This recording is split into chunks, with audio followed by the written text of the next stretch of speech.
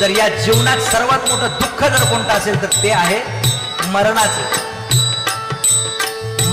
दुःख। आणि जर हे दुःखापासून जर आपल्याला दूर जायचं असेल किंवा शाश्वत आनंदाची प्राप्ती करून घ्यायची असेल तर भगवत नामाशिवाय दुसरा पर्याय नाही।